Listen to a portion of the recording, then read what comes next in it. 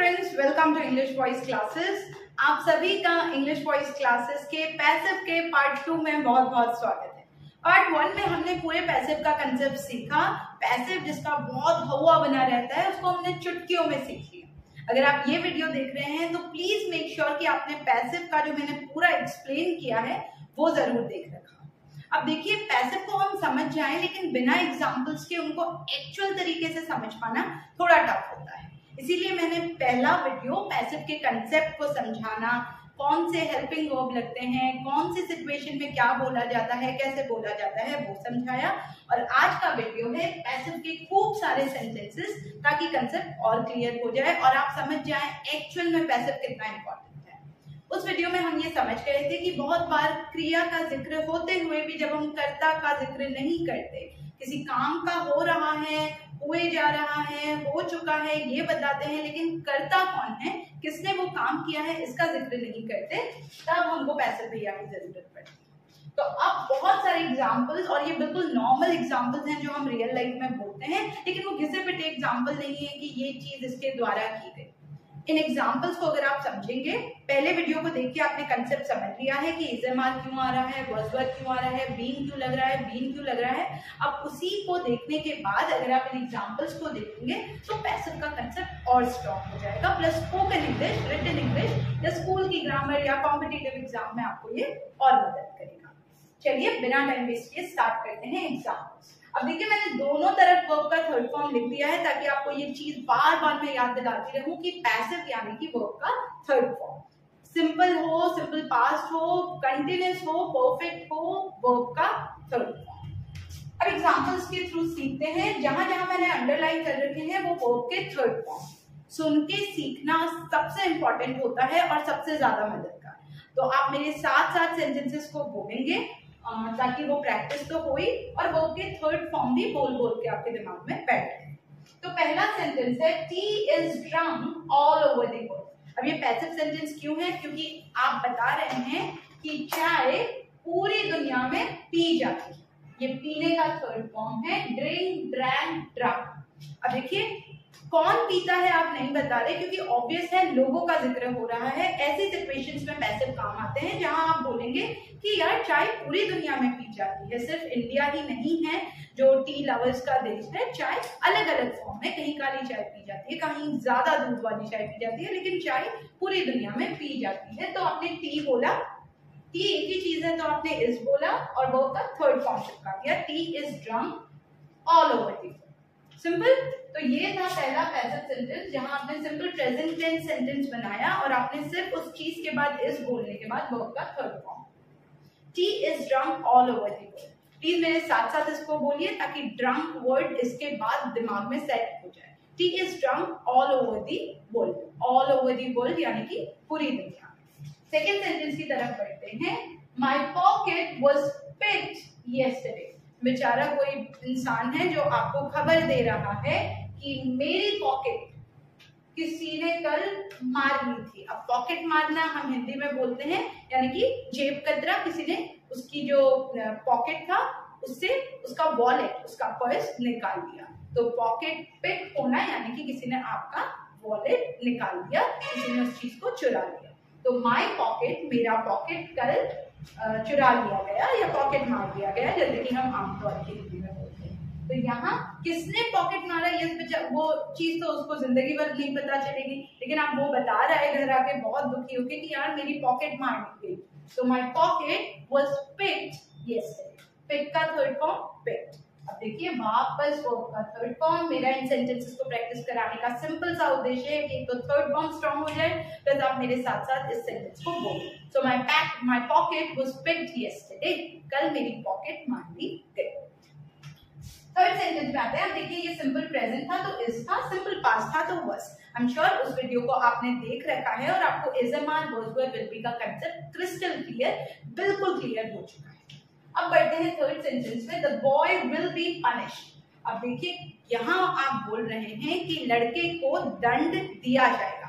Punish यानी कि किसी को दंड देना, और मैंने चुपचाप से वर्ब का वापस थर्ड फॉर्म लगा दिया बिना टेंशन के, क्योंकि अब मुझे पता है पैसिव बोल रही हूँ, कर्ता का जिक्र नहीं कर रही हूँ, तो मुझे क्रिया का थर्ड फॉर्म बोलना है।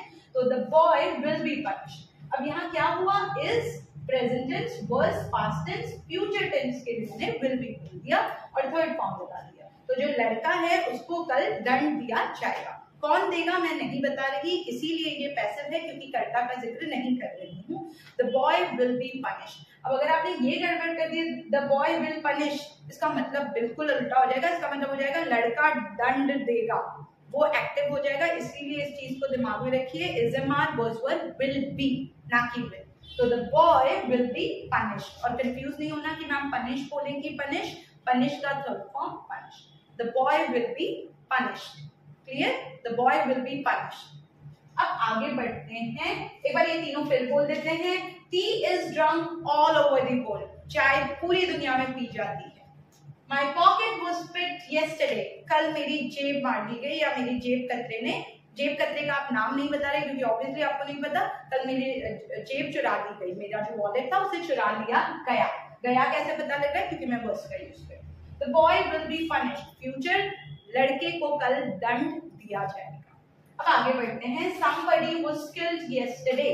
अब देखिए बहुत लोगों को लगेगा मैम somebody तो सब्जेक्ट है, यही तो करता है। जी नहीं, ये करता नहीं है। somebody was killed yesterday, यहाँ क्रिया क्या थी, killed, मारना, तो मारा गया। आप ये नहीं बता रहे किसने मारा, आप सिर्फ ये बता रहे हैं कि किसी को कल मारा गया। somebody पास था तो मैंने वर्स बोल दिया, वर्ब का थर्ड फॉर्म kill नहीं, killed। somebody was killed yesterday, कल किसी को मारा गया।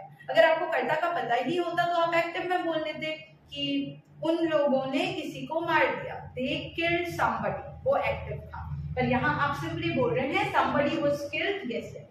देखिए आपने वर्ड लगाया, kill का थर्ड फॉर्म killed yesterday। अब somebody को प्लीज सब्जेक्ट समझने का गुनाह मत कीजिएगा। somebody किसी को मारा गया, मारने वाले का आप जिक्र नहीं कर रहे, इसीलिए ये पैसिव सेंटेंस है। आगे बढ़ते हैं, He is given a prize every day। अब ये कोई लकी बच्चा है, उसे हर साल प्राइज दिया जाता है। He, अब देखिए ये सब्जेक्ट नहीं है, उसे प्राइज दिया जाता है। कौन देता है प्राइज, आप उसका जिक्र नहीं कर रहे, तभी ये पैसिव सेंटेंस है। He is given, अब मैंने गिव का थर्ड फॉर्म, क्योंकि मुझे सारे थर्ड फॉर्म्स बहुत अच्छे से याद हैं, मुझे सोचना नहीं पड़ता, तो मैं he is give का थर्ड फॉर्म गिवन कर दे रही हूँ। He is given a prize every year, उसे हर साल एक प्राइज दिया जाता है। अब भगवान जानता है उसे क्यों प्राइज दिया जाता है, लेकिन आप कह रहे हैं उसे हर साल एक प्राइज दिया जाता है। He is given a prize every year, he is given a prize every year। Clear, आगे बढ़ते हैं, A new gadget was shown to me। अभी गैजेट सुन के डरना नहीं है, आई एम श्योर आपको पता है, आप सब जनरेशन Z के बच्चे हैं, आप गैजेट के बिना लाइफ हम सोच भी नहीं सकते। गैजेट्स होते हैं ये सब, मुझे हिंदी वर्ड सच में गैजेट का नहीं क्लिक हो रहा, गैजेट्स होते हैं सब उपकरण, मेरे ख्याल से मोबाइल, प्ले स्टेशन, सारी जो अप्लायंसेस होते हैं गैजेट्स, ठीक है। तो आप बोल रहे हैं एक नया गैजेट दिखाया गया मुझे, किसने दिखाया, आप उसका नाम नहीं ले रहे, आप सिर्फ ये सूचना दे रहे हैं कि भाई मुझे एक नया गैजेट दिखाया गया। अब मैम कैसे पता लगा कि ये पास्ट है, क्योंकि मैंने इज़मार नहीं बोला, मैंने वर्स बोल दिया। तो आप किसने दिखाया मुझे कोई लेना देना नहीं। अ न्यू गैजेट वाज शोन, जैसा मैंने बताया थर्ड की वर्ब की थर्ड फॉर्म स्ट्रॉन्ग होगी तो शो नहीं बोलेंगे, ना कि शोड बोलेंगे, आप सीधे थर्ड फॉर्म में जाएंगे show. So a new gadget was shown to me, मुझे एक नया गैजेट दिखाया गया। या इसको आप घुमा के भी बोल सकते हैं, I was shown a new gadget. अब वो आपकी मर्जी है, आप अगर नाम नहीं बता रहे किसने दिखाया तो आप किसी भी तरह से बोले, वो सेंटेंस पैसिव ही रहेगा। लेकिन अगर मैं कहती मेरे पापा ने मुझे एक नया गैजेट दिखाया या मेरे भाई ने मुझे एक नया गैजेट दिखाया, तो मैं बोलती my brother showed me a new gadget, जो हम अगले वीडियो में कवर करेंगे, जहां मैं एक्टिव को पैसिव और पैसिव को एक्टिव बनाना सिखाऊंगी। लेकिन अगर आपने ये दो वीडियोस या मेरे पुराने वीडियोस बहुत अच्छे से देखे हैं तो उस वीडियो में आपको मेरे बोलने से पहले ही आप कन्वर्ट कर देंगे सेंटेंस। पर आज हम पैसिव सेंटेंसेस में फोकस कर रहे हैं, तो वापस चलते हैं। A new gadget was shown to me, मुझे एक नया गैजेट दिखाया गया। अब देखिए अभी तक हमने जितने सेंटेंस बनाए उसमें इज़मार वर्सवर्ड विल भी आ रहा था। अब ये धोखा होगा आपके साथ अगर मैं आपको सिर्फ सिंपल के सेंटेंस बनाऊं और कंटिन्यूस पढ़ा के कंटिन्यूस के एग्जांपल्स लिखूं। कंटिन्यूस क्या थी, अभी तक कोई चीज होती है, हुई और हो। अब हम सेंटेंसेस बनाते हैं, कोई चीज हो रही है, क्योंकि पैसिव में भी तो हमको बोलना पड़ सकता है कि यार मुझे नए गैजेट्स दिखाए जा रहे हैं। कौन दिखा रहा है मैं जिक्र नहीं कर रही, लेकिन मैं आपको बता रही हूँ कि नए गैजेट्स दिखाए जा रहे हैं। ऐसा ही एक एग्जांपल है, where is the function being held. Held को देख के डरना नहीं है, होल्ड का थर्ड फॉर्म हेल्ड होता है। होल्ड यानी कि कहाँ कोई फंक्शन कहाँ किया जा रहा है, कहाँ वो चीज होगी। फंक्शन आपको पता ही है, तो वेयर डब्ल्यू वर्ड से आपने पूछा where is the function being held. अब कौन फंक्शन कर रहा है उसका जिक्र हम नहीं कर रहे, तभी ये पैसिव सेंटेंस है। और आप बिल्कुल आसानी से पूछ रहे हैं यार फंक्शन कहाँ कराया जा रहा है, where is the function being held. अब जिन बच्चों ने पुराना वीडियो देख रखा है वो बीइंग को देख के बिल्कुल नहीं डरेंगे, क्योंकि उनको पता है कि सिंपल और कंटिन्यूअस में सिर्फ यही वर्ब होता है। वर्ब का दोनों में थर्ड फॉर्म होता है, इज ए मान वाज वर विल बी दोनों में आते हैं। सिर्फ कंटिन्यूअस बनाने के लिए हम बीइंग भैया को जोड़ देते हैं। तो दोबारा बोलते हैं, where is the function being held, function कहाँ कराया जा रहा है, where is the function being held. Clear, बस बीइंग लगा दो और कंटिन्यूअस बना दो। पैसिव बहुत सीधा है, ये फालतू में बदनाम है कि ये टफ है।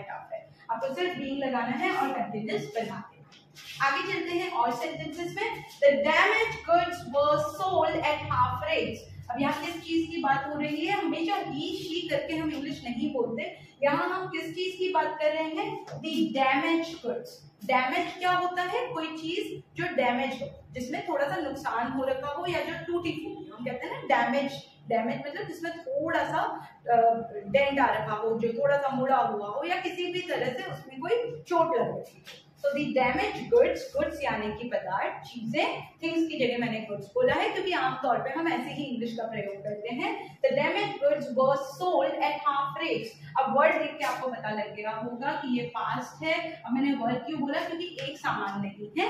वर्स में तब बोलती जब एक वस्तु की बात होती। द डैमेज गुड्स वर, अब सेल का थर्ड फॉर्म सोल्ड, जैसा मैंने बताया थर्ड फॉर्म लगानी है पैसिव में। अब आप ये जिक्र नहीं कर रहे कि कौन आधे दामों में किसने आधे दामों में बेचा, आप सिर्फ ये बता रहे हैं कि डैमेज गुड्स यानी कि जो खराब चीजें थी उनको आधे दामों में बेचा गया। मुझे दुकानदार का नाम नहीं पता हो सकता है तो मैं कैसे बताऊंगी, तो इसीलिए मैं पैसिव का प्रयोग करूंगी और आपको सीधे बोल दूंगी the damage goods were sold at half rates. At half rates यानी कि आधे दाम। तो आप सेंटेंस को मेरे साथ बोलिए, the damage goods were sold at half rates. Passive बहुत इंपॉर्टेंट है, इसीलिए मैं बार बार कह रही हूँ एक्टिव का आना जरूरी है। पर आधे से ज्यादा बातचीत हम बिना कर्ता का जिक्र करे करते हैं और तब हमको पैसिव की जरूरत है। नेक्स्ट सेंटेंस है, all the rules are being explained. अब मैं यहाँ अपनी बात कर रही हूँ, मैं कह रही हूँ अगर आप मेरे सारे वीडियोस देख रहे हैं तो सारे रूल्स सिखाए जा रहे हैं। अब बीइंग लग गया यानी कि कोई चीज हो रही है। यहाँ मैं अपना नाम नहीं ले रही क्योंकि ऑब्वियसली मेरा चैनल है, मैं पढ़ाती हूँ, तो मैं नहीं बोलूंगी कि मैं सारे रूल्स सिखा रही हूँ। तो मैंने सीधे क्या किया, मैंने फोकस किया ऑल द रूल्स, सारे रूल्स। अब रूल्स हैं तो मैं इस बोलूंगी नहीं, ज्यादा चीजें होती हैं तो हम आर बोल देते हैं। All the rules are being explained, क्योंकि समझाए जा रहे हैं तो मैं इसमें बीइंग लगाऊंगी। All the rules are being explained. वापस वर्ब की थर्ड फॉर्म, क्योंकि पैसिव है तो वर्ब का थर्ड फॉर्म होना जरूरी है। अब एक्सप्लेन नहीं, मैं एक्सप्लेन करूंगी। तो मैंने कहा all the rules are being explained, सारे रूल्स समझाए जा रहे हैं। क्लियर, अब आगे बढ़ते हैं।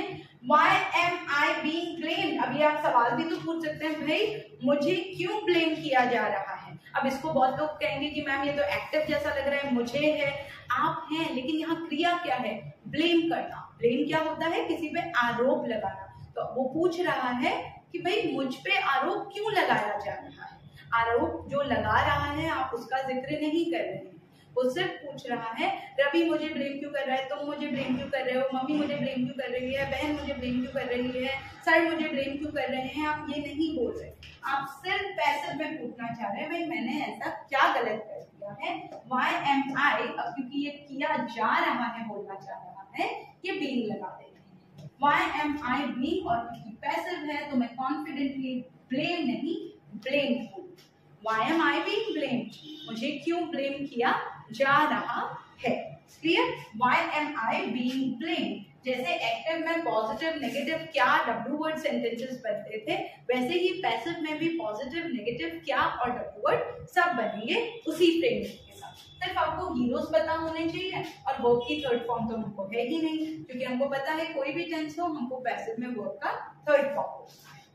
आगे बढ़ते हैं, When will these roads be repaired? अब देखिए आप एक और सवाल पूछ रहे हैं, लेकिन ये सिंपल फ्यूचर में है कि भाई ये रोड्स कब रिपेयर की जाएगी।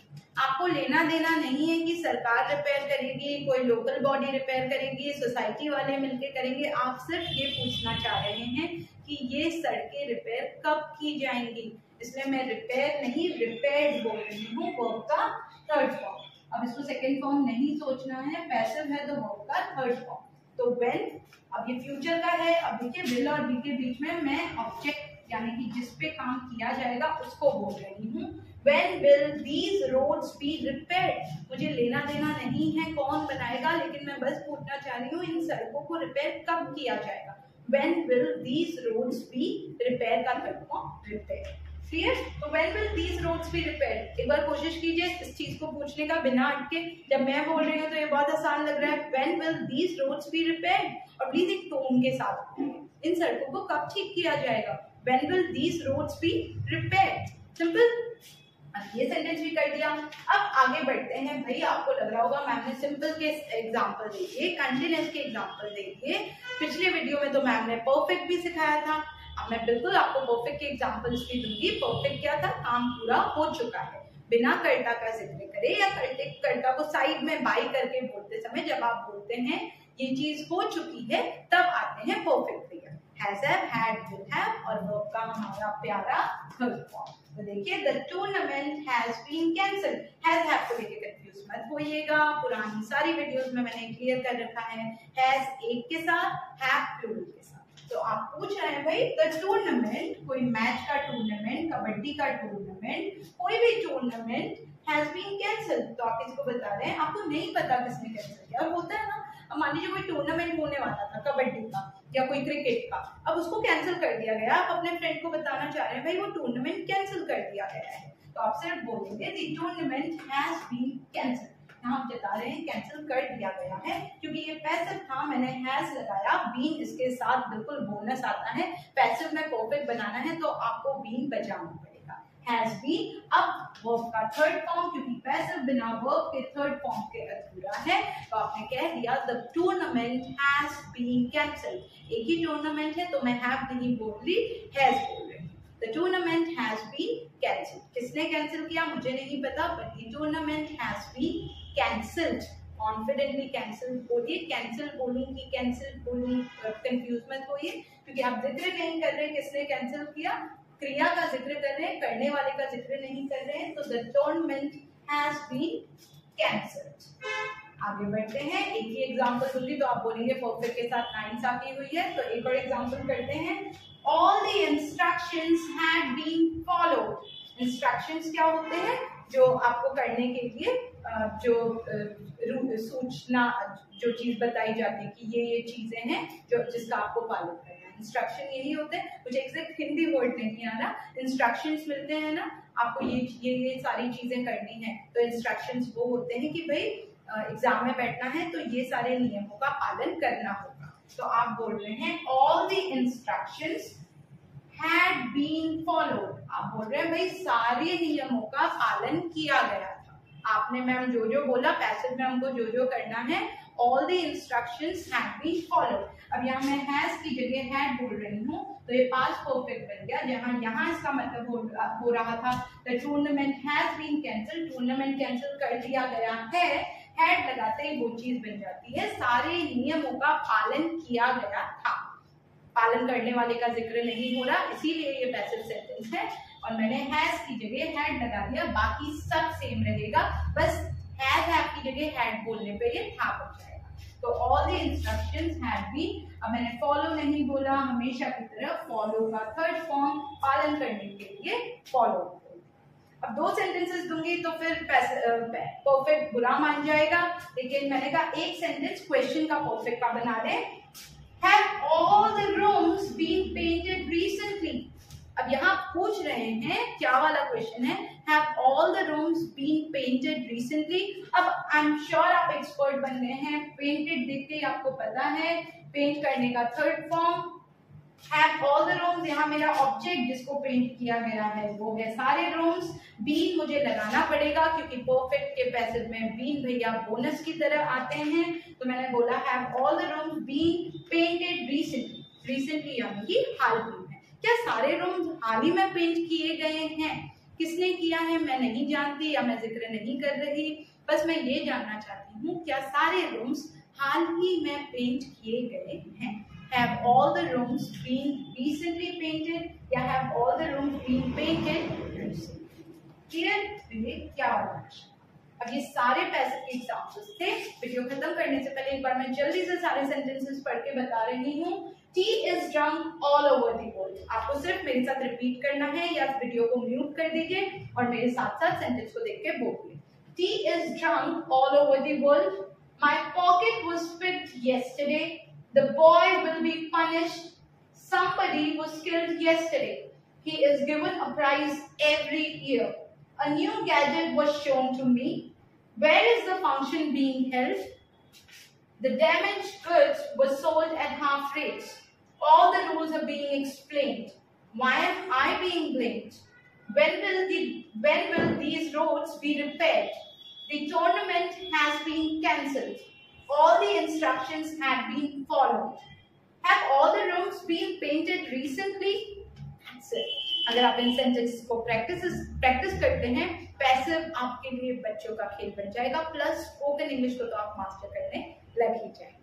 तो हमारे इस पैसिव के दो पार्ट 1 और पार्ट 2, जहां पार्ट 1 में मैंने आपको पैसिव सिखाया, पार्ट 2 जहां हमने बहुत सारे एग्जाम्पल्स के साथ पैसिव को समझा, एंड होता है। अब आगे क्या?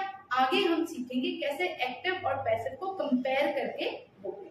आई होप आपको ये दोनों वीडियोस पसंद आए होंगे, पार्ट 1 और पार्ट 2। अगर आप पहले ये वीडियो देख रहे हैं तो पार्ट 1 देखना ना भूलें। अगर आपको मेरा पढ़ाया हुआ पसंद आए और आप चाहते हैं कि आगे के वीडियोस आप देखें तो प्लीज चैनल को सब्सक्राइब कीजिएगा, प्रैक्टिस में लगे रहिएगा। कोई भी डाउट हो प्लीज कमेंट सेक्शन में मुझसे पूछिएगा, मैं पूरी कोशिश करूंगी आपको रिप्लाई करने का, या पूरी कोशिश करूंगी कि कमेंट में आपको आंसर दूं या आगे आपके डाउट्स क्लियर करने के लिए वीडियोस बनाऊं। ये था आज का वीडियो, मिलते हैं अगले वीडियो में, तब तक के लिए बाय बाय।